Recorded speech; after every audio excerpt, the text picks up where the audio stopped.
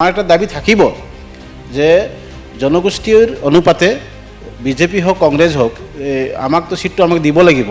আমার যদি সেই রাজনীতিক যদি আমাক ভাবি যদি সুবিধা নিদিয়ে, বিশেষকৈ মই কংগ্ৰেছ দলত আছোঁ, মই কংগ্ৰেছ দলকে ক'ম যে আমাৰ যদি আমি সুবিধা নাপাওঁ, আমি ইয়াত যদি আমাৰ য'ত সংখ্যা আছে, যেনেকৈ মই কৈছোঁ যে মাকুম সমষ্টিত আপুনি নিজে উল্লেখ কৰিছিলে প্ৰায় 70,000 ভোটকে বেছি আমাৰ চাহ জনগোষ্ঠী। টোটেল ভোটৰ ভিতৰত 70,000 ভোট মানে আপোনাৰ বুজি পাইছে কিমান পাৰ্চেণ্টেজ হ'ব, প্ৰায় 50তকৈ অধিক পাৰ্চেণ্টেজ এটা আমাৰ মাকুমত আছে।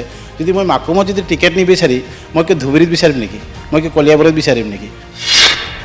আৰু ৰাইজেও বিচাৰে যে বাবলু কুলদ্বীপে বিধানসভাত গৈ পেলাই ৰাইজৰ সেইটো কাম কৰে, কাৰণ দীৰ্ঘদিন ধৰি প্ৰায় 20তকৈ বেছি মই জনগোষ্ঠীৰ কাৰণে কাম কৰি আছোঁ, তেতিয়াও সমাজটোৰ কাৰণে দায়বদ্ধ আৰু সভাপতি হিচাপে দায়িত্ব গ্ৰহণ কৰি আছোঁ। তেনেস্থলত ৰাজনীতি প্ৰেক্ষাপটটো বেলেগ আৰু মোৰ ৰাইজে যিটো দায়িত্ব দিছে জনগোষ্ঠীৰ মহাসভা হিচাপে সেইটো সম্পূৰ্ণ বেলেগ। গতিকে মই সেইটো কাহানি বিচৰা নাই। জনগোষ্ঠী জাতীয় সমাজৰ এটা সুকীয়া এটা আমাৰ এটা অৰাজনীতিক সংগঠন, গতিকে মই এই অৰাজনীতিক সংগঠনটোক ৰাজনীতিকভাৱে কেতিয়াও ব্যৱহাৰ কৰিবলৈ বিচৰা নাই। আৰু ব্যৱহাৰ কৰিম বুলি ক'লে সহজে পাৰিম বুলি ভাবোঁ, কাৰণ জাতিটোৰ যিহেতুকে ইমান দিন কাম কৰি আছোঁ। কংগ্ৰেছ দল যিহেতুকে এটা মহাসাগৰ বুলি ক'ব লাগিব, আৰু ইয়াত প্ৰত্যেকৰে ইচ্ছা যায় একচুৱেলি বিধানসভাত গৈ পেলাই ৰাইজক সেৱা কৰিবৰ কাৰণে। হয়তো বিগত সময়ত ৰাজু চাহু ডাঙৰীয়াৰ কথা আপুনি উল্লেখ কৰিছে। তেখেত চাবুৱাৰ 3বাৰকৈ বিধায়ক আছিল আৰু তেখেতৰ সমষ্টি হয়তো পুনৰ নিৰ্ধাৰণৰ পিছত বৰ্তমান হয়তো সমষ্টি লাভৱান হ'ব লাগিছিল, কিন্তু তেওঁ মাকুমত মন মেলিছে। শুভেচ্ছা আছে মোৰ, আৰু তেখেতজন আমাৰ ছিনিয়ৰ লিডাৰ, গতিকে যিকোনো জেগাত কোনেও খেলিব পাৰে। যোৱা 10টা বছৰ আমি বিজেপি শাসনাধিষ্ঠিত চৰকাৰত যেতিয়া চলি আছে, আমি দেখিছোঁ প্ৰায় 4-5টাহে বিধায়ক আমাৰ থাকিব লগা হৈছে সীমিত। গতিকে নিশ্চিতভাৱে চাহ জনগোষ্ঠী সমাজখনৰ যিহেতুকে সংখ্যা বেছি, আৰু তেনেস্থলত আমাৰ বিধায়ক মন্ত্ৰীৰো হয়তো সংখ্যাটো বেছি হ'ব লাগে। আৰু কোনোবা যদি 1 লাখ জনসংখ্যা আছে অসমত, তাৰো কিন্তু 2-4জন বিধায়ক, আৰু আমাৰ 1 কোটিতকৈ অধিক থকাৰ পিছতো যদি আমি 2-4টা যদি সংখ্যাতে বিধানসভাত যদি আমি থাকিব লগা হয়, তেন্তে আমাৰ জাতিটোৰ কাৰণে আজিলৈকে কোনো মাত মতা আমি দেখা নাই। তো কোনে মাতিব আমাৰ সমস্যাবিলাক? গতিকে আমি প্ৰত্যেকেই আমাক কয় যে চাহ জনগোষ্ঠী আদিবাসী সমাজ পিছ পৰি আছে। পিছ পৰি কিয় নাথাকিব যদি আমাৰ সমস্যাবিলাক যদি বিধানসভাত মাত নামাতে? অকল ৰাস্তা পদূলি বনাই দিলেই জাতিটোৰ উন্নয়ন নহয়। জনগোষ্ঠী হিচাপে মই ইলেকশ্যন খেলিবলৈ অহা নাই। মই ইলেকশ্যন খেলিব আহিছোঁ কংগ্ৰেছী হিচাপে আৰু বিজেপিক পৰাভূত কৰিবৰ কাৰণে। আৰু সৰ্বাধিক ভোটত মই জয়লাভ কৰিম, এইটো মই ইতিমধ্যে মাকুমৰ যিটো জনসংখ্যাৰ অনুপাতে মই বিভিন্ন জাতি জনগোষ্ঠীৰ লগত থকা যুৱক, আৰু যিহেতুকে সংগঠন কৰি আছোঁ প্ৰত্যেক জাতি জনগোষ্ঠীৰ লগত সমান্তৰালভাৱে এটা সামাজিকভাৱে মোৰ যিটো ৰিলেশ্যন সম্পৰ্ক যিটো আছে সেইটো বৰ্তাই ৰাখিছোঁ, আৰু ভৱিষ্যতে থাকিব। ৰাজনীতিক মই ছাকচেছ হওঁ ফেলিয়াৰ হ'ম এইটো ডাঙৰ কথা নহয়, কিন্তু সমাজ প্ৰিয় মানুহ, সমাজক ভাল পাওঁ, দুখীয়া শ্ৰেণীৰ মানুহৰ কাৰণে কাম কৰিবলৈ কাৰণে। সমাগত 2026 চনৰ বিধানসভা নিৰ্বাচন ইতিমধ্যে কংগ্ৰেছ দল সাজু হৈছে, আৰু যোৱাকালি কংগ্ৰেছে যিহেতু প্ৰতিনিধি বা যিখন লিষ্ট কোনে কোনটো সমষ্টিত খেলিব ইতিমধ্যে লিষ্ট প্ৰেৰণ কৰিছে। আজি আমি বিশেষভাৱে আমি চৰ্চা কৰিম 85 নং মাকুম বিধানসভা সমষ্টি, নতুনকৈ গঠন হোৱা মাকুম বিধানসভা সমষ্টিক লৈ ইতিমধ্যে কংগ্ৰেছে কঁকালত টঙালি বান্ধিছে, আৰু দেখা গৈছিল 5জনকৈ লোকক ইতিমধ্যে তেখেতলোকৰ নাম দিল্লীলৈ প্ৰেৰণ কৰিছে। তাৰে অন্যতম হৈছে বাবুল কুলদ্বীপ।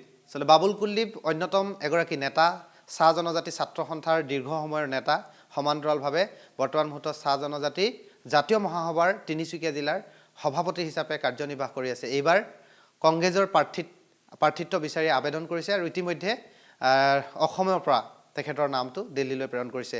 এই মুহূৰ্তত তেখেত আমাৰ কাৰ্যালয়ত আহি উপস্থিত হৈছে, আৰু তেখেতৰ কিছু কথা আমাৰ এই অনুষ্ঠানৰ জৰিয়তে আমি সমষ্টিবাসীৰ লগতে অসমবাসীক আচলতে আমি জনাব বিচাৰিম কোন বাবুল কুলদ্বীপনো কোন, কেনেকৈ ধৰণে কাম কৰিছে, সেই সন্দৰ্ভত আমি কথা পাতিবৰ কাৰণে বিচাৰিম। প্ৰথমতে আমাৰ ওচৰত বাবুল দা আছে, শুভেচ্ছা আৰু অভিনন্দন জনাইছোঁ। যোৱাকালি আচলতে আপোনাৰ নামটো দিল্লীলৈ প্ৰেৰণ কৰা হৈছে। প্ৰথমতে ফাৰ্ষ্ট নিউজ অসমৰ পৰিয়ালৰ ফালৰ পৰা শুভেচ্ছা জনাইছোঁ। ধন্যবাদ আপোনাকো, আৰু আপোনালোকৰ যোগেদি আপোনালোকৰ দৰ্শক মণ্ডলীকো মই শুভেচ্ছা জনাইছোঁ আৰু ধন্যবাদ জনাইছোঁ। মই এতিয়া জানিবৰ কাৰণে বিচাৰিম, যিহেতু মাকুম 85 নং মাকুম বিধানসভা সমষ্টিটো নতুনকৈ গঠন কৰা হৈছে, আৰু সৰ্বাধিক ভোটাৰ প্ৰায় 75,000 ভোটাৰ চাহ জনগোষ্ঠীৰ লোক তাত আছে। আপুনিও কিন্তু চাহ জনগোষ্ঠীৰ দীৰ্ঘ সময় 20 বছৰ পাৰ কৰি আপুনি জাতিটোৰ কাৰণে আচলতে আপুনি আগবঢ়াই দিলে বা আপুনি নিজে উৎসৰ্গিত কৰিলে। এই মুহূৰ্তত আপুনি ৰাজনৈতিকভাৱে আগবাঢ়িবৰ কাৰণে বিচাৰে।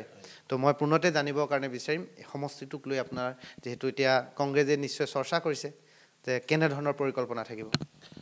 নিশ্চিতভাৱে 85 নং মাকুম বিধানসভা সমষ্টি যিহেতুকে নতুনকৈ ডিমিলিটেশ্যনৰ পিছত তিনিচুকীয়া জিলাত এটা নতুন সমষ্টি গঠন হ'ল আৰু সেই সমষ্টিৰ মই এজন স্থায়ী বাসিন্দা হিচাপে দীৰ্ঘদিন ধৰি যিহেতুকে আপুনি উল্লেখ কৰিছে ইতিমধ্যে যে দীৰ্ঘদিন ধৰি চাহ জনগোষ্ঠী সমাজখনক নেতৃত্ব দি আহিছোঁ আৰু বৰ্তমানো মই জনগোষ্ঠীটোৰ নেতৃত্ব দিয়াৰ ক্ষেত্ৰত মই যথেষ্ট এতিয়াও বৰ্তমান নেতৃত্ব দি আছোঁ এজন সভাপতি হিচাপে চাহ জনগোষ্ঠী জাতীয় মহাসভাৰ তিনিচুকীয়া জিলাৰ। তেনেস্থলতে মই চাওক এটা কথা আমি উল্লেখ কৰিব লাগিব এইখিনিতে যিহেতুকে সমাজখনৰ নেতৃত্ব দিয়াৰ লগে লগে সমান্তৰালভাৱে অসমৰ বিভিন্ন জাতি জনগোষ্ঠী ধৰ্মৰ লোকসকলকো আমি নেতৃত্ব দিছোঁ আৰু অসমৰ উন্নতিৰ কাৰণে আমি সদায় যথোপন্যাস্তি আমি চেষ্টা কৰি আছোঁ। তেনেস্থলত নিশ্চিতভাৱে ইমানখিনি সময় অতিবাহিত কৰাৰ পিছত নিশ্চিতভাৱে ৰাজনীতিত আহি পেলাই ৰাজনীতি প্ৰেক্ষাপটত আহি পেলাই সমাজক নেতৃত্ব দিবৰ কাৰণে নিশ্চয় মন মেলিছোঁ আৰু 2019 চনৰ পৰাই ৰাজনীতিকভাৱে মই ভাৰতীয় জাতীয় কংগ্ৰেছ দলত যোগদান কৰি বিশেষকৈ যোৱা 2021 চনৰ নিৰ্বাচনত মই তিনিচুকীয়া সমষ্টিৰ কাৰণে প্ৰাৰ্থিত্ব আমি আবেদন কৰিছিলোঁ আৰু তেতিয়া যিহেতুকে টিকেট বিশেষ এটি দলে বিবেচনা কৰি পেলাই দিব লগা হ'ল। গতিকে পৰৱৰ্তী সময়ত সমান্তৰালভাৱে আমি দলৰ কাৰণে আমি দলটিক আগুৱাই নিয়াৰ ক্ষেত্ৰত আমি কাম কৰি আছোঁ আৰু সমষ্টি নিৰ্ধাৰণ হোৱাৰ পিছত মাকুম যিহেতুকে আমি নতুনকৈ সমষ্টি এটা পালোঁ আৰু মোৰ যিহেতুকে জিলা পৰিষদ আৰু যিটো পঞ্চায়ত মাকুমতে অন্তৰ্ভুক্ত হ'ল সমষ্টিটোত। গতিকে মই মাকুম সমষ্টিৰ বাবে এইবাৰ 2026 চনৰ যি বিধানসভা নিৰ্বাচন আছে সেই বিধানসভা নিৰ্বাচনৰ কাৰণে মই প্ৰাৰ্থিত্ব আগবঢ়াইছোঁ। সেইটোৱে আৰু মই জানিবৰ কাৰণে বিচাৰিম যিহেতু পৰিকল্পনা থাকে যিহেতু চাহ জনগোষ্ঠীৰ লোকসকলৰ যথেষ্টখিনি সমস্যা আছে সেই সমস্যাখিনি আচলতে আপোনালোকৰ নেতৃত্ব দেই এইটো অপ্ৰিয় হ'লেও সত্য কাৰণ দীৰ্ঘ সময় ধৰি আপোনাৰ শ্ৰম মন্ত্ৰী আপোনালোকৰে থাকে বিধায়কৰ সংখ্যাটো যথেষ্ট আছে পূৰ্বতে কংগ্ৰেছৰ দিনতো যথেষ্ট আপোনাৰ মন্ত্ৰীৰ বিধায়কৰ সংখ্যাটো বাঢ়িছিল কিন্তু দেখা যায় ইমানখিনি মানে সমস্যাৰে জৰ্জৰিত থকাৰ পিছতো সমস্যাখিনি সমাধান নহয় যিহেতু আপুনিও চাহ জনজাতি ছাত্ৰ সন্থা আটছাৰ দৰে এটা মানে যেহেতু বেকবোন জনগোষ্ঠীটোৰ আচলতে ৰাজহাড় বুলি আমি ক'ব পাৰোঁ যিটো শক্তিশালী সংগঠন আৰু চাহ জনগোষ্ঠী জাতীয় মহাসভাও কিন্তু অন্যতম সংগঠন এইবাৰ কেনেধৰণে আগবাঢ়িব যিহেতু দেখা যায় আপোনালোকৰ তাতে 5জন লোকে ইতিমধ্যে আবেদন কৰিছে কংগ্ৰেছৰ পৰা আৰু তাত দেখা গৈছে যে ৰাজু চাহু চাবুৱাৰ বিধায়ক বা চাবুৱাৰ বিধায়ক বা তেখেত আছিল এবাৰ কিন্তু মাকুমত তেখেতে আবেদন কৰিছে বুলি আমিও জানিব পাৰিছোঁ আমি তথ্য লাভ কৰিছোঁ গতিকে এই মুহূৰ্তত যিহেতু গৈছে আপোনালোকৰ তাতে আবেদন কৰিছে আচলতে এই গোটেই প্ৰক্ৰিয়াটো কি ক'ব যে গোটেই বিষয়বিলাক আচলতে যিহেতু আবেদন কৰিছে সকলোৱে তাৰ মাজত আপুনি যে ব্যতিক্ৰম এইটো কেনে প্ৰতিক্ৰিয়া চাওক যিকোনো ব্যক্তি অসমত য'তে বসবাস কৰে যিকোনো সমষ্টিত কিন্তু বিশেষ এটা সমষ্টি সি নিৰ্বাচিত কৰি পেলাই ইয়াত প্ৰাৰ্থিত্ব আগবঢ়াব পাৰে আৰু কংগ্ৰেছ দল যিহেতুকে এটা মহাসাগৰ বুলি ক'ব লাগিব আৰু ইয়াত প্ৰত্যেকৰে ইচ্ছা যায় একচুৱেলি বিধানসভাত গৈ পেলাই ৰাজ্যক সেৱা কৰিবৰ কাৰণে হয়তো বিগত সময়ত ৰাজু চাহু ডাঙৰীয়াৰ কথা আপুনি উল্লেখ কৰিছে তেখেত চাবুৱাৰ 3বাৰকৈ বিধায়ক আছিল আৰু তেখেতৰ সমষ্টি হয়তো পুনৰ নিৰ্ধাৰণৰ পিছত বৰ্তমান হয়তো সমষ্টি লাভৱান হ'ব লাগিছিল কিন্তু তেওঁ মাকুমত মন মেলিছে শুভেচ্ছা আছে মোৰ আৰু তেখেতৰ এজন আমাৰ ছিনিয়ৰ লিডাৰ গতিকে যিকোনো জেগাত কোনেও খেলিব পাৰে গতিকে মই আচলতে কথাটো এইটো ক'ব বিচাৰিম আপুনি উল্লেখ কৰিছে যে চাহ জনজাতি সমাজটোৰ পৰা বিগত সময়ত প্ৰায় 17-18তকৈ বেছি আমাৰ বিধায়ক মন্ত্ৰী আছিল আৰু কেবিনেট মন্ত্ৰী 2-3গৰাকী আৰু আমাৰ স্পীকাৰো আমি পাইছোঁ অধ্যক্ষ বিধানসভাৰ গতিকে সেই সময়তো হয়তো ৰাজনীতিৰ চিন্তা চৰ্চা বেলেগ আছিল কিন্তু পৰৱৰ্তী সময়ত সমান্তৰালভাৱে যিহেতুকে আমাৰ সমষ্টিৰ জনসংখ্যা বাঢ়ি গৈ আছে নহয় জানো প্ৰত্যেক জাতি জনগোষ্ঠীৰ সংখ্যা বাঢ়ি আছে তেনেস্থলত চাহ জনগোষ্ঠী আদিবাসী সমাজৰো সংখ্যা বাঢ়িলে তেনেস্থলত 20তকৈ অধিক এতিয়া আমি পাব লাগিছিল বেছি হ'ব লাগিছিলে কিন্তু যোৱা 10টা বছৰ আমি বিজেপি শাসনাধিষ্ঠিত চৰকাৰত যেতিয়া চলি আছে আমি দেখিছোঁ প্ৰায় 4-5টাহে বিধায়ক আমাৰ থাকিব লগা হৈছে সীমিত গতিকে নিশ্চিতভাৱে চাহ জনগোষ্ঠী সমাজখনৰ যিহেতুকে সংখ্যা বেছি আৰু তেনেস্থলত আমাৰ বিধায়ক মন্ত্ৰীৰো হয়তো সংখ্যাটো বেছি হ'ব লাগে আৰু আপুনি উল্লেখ কৰিছে যে চাহ জনগোষ্ঠীৰ সমাজখনৰ কাৰণে শ্ৰম মন্ত্ৰীও হয়তো চাহ জনগোষ্ঠীৰ পৰা হয়তো এজনক দিয়া হয় আৰু বৰ্তমান আমাৰ ৰূপেশ গোলাই সেই দায়িত্বত আছে গতিকে চাহ জনজাতি সমাজখনৰ যেনেধৰণৰ উন্নতি হ'ব লাগিছিল হয়তো তেনেধৰণৰ উন্নতি দেখিবলৈ পোৱা নাযায় বা উন্নতি হোৱা নাই কিন্তু ইয়াৰ মূলতে কথা হ'ল সদিচ্ছা হ'ব লাগিব জনগোষ্ঠীটোৰ কাৰণে অন্তৰৰ পৰা কাম কৰাৰ। বিধায়ক হোৱাৰ পিছত মন্ত্ৰী হোৱাৰ পিছত নিজৰ মানে পৰিয়াল বা নিজৰ পৰিয়ালটোক আগবঢ়াই নিয়াৰ ক্ষেত্ৰত বা নিজৰ বেংক বেলেঞ্চটো আগবঢ়াই নিয়াৰ ক্ষেত্ৰত নিজে পুঁজিপতি হোৱাৰ ক্ষেত্ৰত যদি কাম কৰে নিশ্চিতভাৱে জাতিটোৰ কাৰণে কাম নহ'ব আৰু তেনেকৈ হৈ আছে বৰ্তমান। ইতিমধ্যে বহুতখিনি নেতাৰো তেনেকুৱা উদাহৰণ ওলাইছে যে মানে দেখাব বিচাৰে বেলেগ, কিন্তু এতিয়া বৰ্তমান বহুতখিনি কোটি কোটি টকাৰো হয়তো কথাবিলাক পোহৰলৈ আহিছে আপোনালোকৰ মাধ্যমৰ যোগেদি। মই এটা কথা সুধিবৰ কাৰণে বিচাৰিম, আচলতে আপোনালোকৰ যিটো সংগঠন আজি কিন্তু আপুনি কংগ্ৰেছৰ পৰা টিকেট বিচাৰিছে, কিন্তু দেখা যায় যে শেহতীয়াকৈ চাহ জনগোষ্ঠীৰ যিটো জাতীয় মহাসভাই কিন্তু চাহ জনগোষ্ঠীৰ অধ্যুষিত লোকসকল বা ঠাইত আপোনালোকে আপোনালোকৰ কেণ্ডিডেটটো দিব লাগে বুলি কৈছে। কিন্তু যেতিয়া দেখিছোঁ শেহতীয়াভাৱে এই সংগঠনটোক ব্যৱহাৰ কৰি আচলতে বহুতে কোটি কোটি টকাৰ গৰাকী হৈছে, বহুত ধনী হৈছে, তেখেতলোকৰ নিজৰ সুবিধাখিনি আদায় কৰিছে। কিন্তু দেখা যায় আপুনি কিন্তু কংগ্ৰেছৰ পৰা টিকেট বিচাৰিছে, কিন্তু কোৱা নাই যে চাহ জনগোষ্ঠীৰ পৰা মানে মহাসভাৰ পৰা আমুকক দিব লাগে, কিন্তু আপুনিওতো ব্যৱহাৰ কৰিব পাৰিলেহেঁতেন। চাওক, অসমত 126টা যিটো বিধানসভা চিট আছে, সেই চিটৰ ভিতৰত প্ৰায় যদি আমি জনসংখ্যাৰ যদি পপুলেশ্যনটো আমি চাওঁ, অসমত মুঠ জনসংখ্যাৰ পপুলেশ্যনটোৰ ভিতৰত কিন্তু 40টাতকৈ অধিক আমাৰ চাহ জনগোষ্ঠী আদিবাসী সমাজৰ কিন্তু বিধায়ক হোৱাটো জৰুৰী স্থল আছে। কাৰণ এইকাৰণে আছে জনসংখ্যা অনুপাতেতো বিধায়ক হ'ব। কাৰোবাৰ চাব কোনোবাই যদি 1 লাখ জনসংখ্যা আছে অসমত, তাৰো কিন্তু 2-4জন বিধায়ক। আৰু আমাৰ 1 কোটিতকৈ অধিক থকাৰ পিছতো যদি আমি যদি 2-4টা যদি সংখ্যাতে বিধানসভাত যদি আমি থাকিব লগা হয়, তেন্তে আমাৰ জাতিটোৰ কাৰণে আজিলৈকে কোনো মাত মতা আমি দেখা নাই। তো কোনে মাতিব আমাৰ সমস্যাবিলাক? গতিকে আমি প্ৰত্যেকেই আমাক কয় যে চাহ জনগোষ্ঠী আদিবাসী সমাজ পিছ পৰি আছে। পিছ পৰি কিয় নাথাকিব যদি আমাৰ সমস্যাবিলাক যদি বিধানসভাত মাত নামাতে? অকল ৰাস্তা পদূলি বনাই দিলেই জাতিটোৰ উন্নয়ন নহয়, হ'ব জানো? এতিয়াতো দেখিবলৈ পাইছোঁ অকল ৰাস্তা পদূলি কিবা স্কুল নিৰ্মাণ কৰিছে, চাহ বাগিচাত ধন্যবাদ জনাইছোঁ, তেওঁলোককো নোহোৱা কাম এটা কৰিছে, বহুদিন ধৰি লওক নোহোৱা কাম এটা কৰিছে, কিন্তু সেইবিলাক বনালে যাতে জাতিৰ উন্নতি হ'ব। গতিকে আপুনি উল্লেখ কৰিছিলে ইতিমধ্যে যে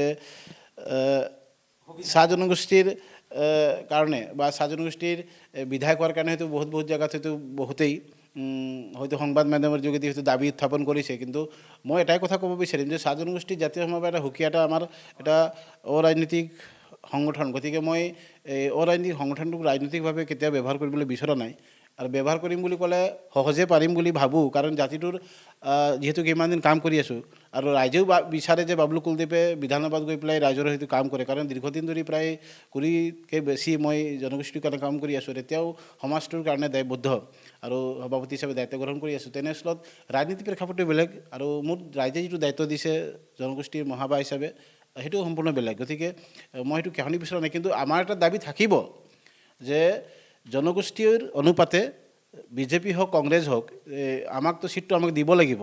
আমাৰ যদি সেই ৰাজনীতিক যদি আমাক ভাবি যদি সুবিধা নিদিয়ে, বিশেষকৈ মই কংগ্ৰেছ দলত আছোঁ, মই কংগ্ৰেছ দলকে ক'ম যে আমাৰ যদি আমি সুবিধা নাপাওঁ, আমি ইয়াত যদি আমাৰ য'ত সংখ্যা আছে, যেনেকৈ মই কৈছোঁ যে মাকুম সমষ্টিত আপুনি নিজে উল্লেখ কৰিছিলে প্ৰায় 70,000 ভোটকৈ বেছি আমাৰ চাহ জনগোষ্ঠী। টোটেল ভোটৰ ভিতৰত 70,000 ভোট মানে আপোনাৰ বুজি পাইছে কিমান পাৰ্চেণ্টেজ হ'ব, প্ৰায় 50তকৈ অধিক পাৰ্চেণ্টেজ এটা আমাৰ মাকুমত আছে।